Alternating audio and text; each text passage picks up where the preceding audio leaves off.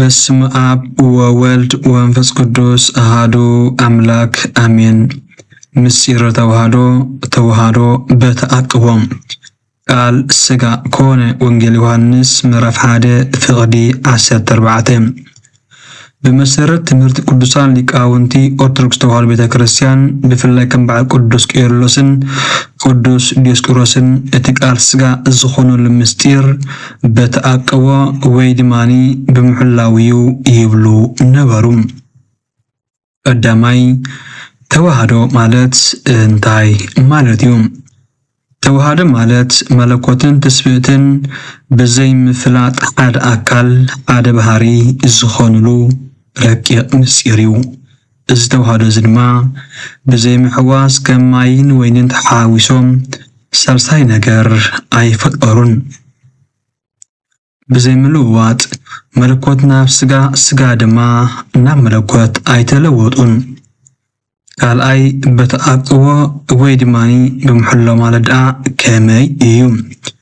ሊቃውንትና ተዋህዶ በተአቅቦ ክብሉ ከለዉ እቲ መለኮት ምስ ሥጋ ክወሃድ ከሎ መለኮት መለኮነቱ ከይሓደገ ሥጋ ድማ ሥጋነቱ ከይሓደገ በተዋህዶ ሓደ ኾኑ ማለት እዩ። መለኮት ሰብ ስለ ዝኾነ ረቂቕነቱ ምልአቱ ካህልነቱ ኣየጥፍአን። ሥጋ ድማ ምስ መለኮት ስለ ዝተዋሃደ ግዝፍነቱ ውስንነቱ ፍጡርነቱ ኣይጠፍአን። ድሕሪ ተዋህዶ ክርስቶስ ፍጡር እዩ ኣይባህልን። ካብ ሃይማኖት አበው ቅዱስ ቄርሎስ እቲ ተዋህዶ ብዘይ ምፍላጥን ብዘይ ምሕዋስን እዩ። እቲ ቃል ሥጋ ምስ ኮነ መለኮነቱ ኣየጥፍአን። እቲ ሥጋ ድማ ምስ መለኮት ምስ ተዋሃደ ሥጋነቱ ኣይሓደገን።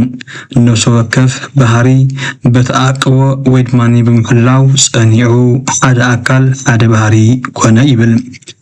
ንኣብነት ረቂቕ ምሳሌ ሓውን ሓፂንን ከምቲ ሓፂን ኣብ ሓዊ ምስ ኣተወ እቲ ሓፂን ይረስን እሞ ምስቲ ሓዊ ሓደ ይኸውን። እቲ ሓፂን ሓዊ ኮይኑ እዩ። እንተኾነ ግን እቲ ሓዊ ባህሪዩ ኣይሓደገን፣ እቲ ሓፂን ድማ ባህሪዩ ኣይሓደገን።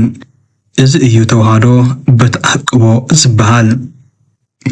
መደምደምታ ጎይታና መድሓኒና ኢየሱስ ክርስቶስ ተዋህዶ በተአቅቦ ዝጸንዓሉ ፍጹም አምላኽ ፍጹም ሰብ እዩ። ወስብሐት ለእግዚአብሔር ወወላዲቱ ድንግል ወለመስቀሉ ክቡር አሜን። ጽንኩ ስለሰማዕኹኒ ወትሩ ኣብ ትክእሎ ጸሎት እግዚአብሔር ጸሎትኩም ጽን ኢሉ ይስማዕኩም አሜን።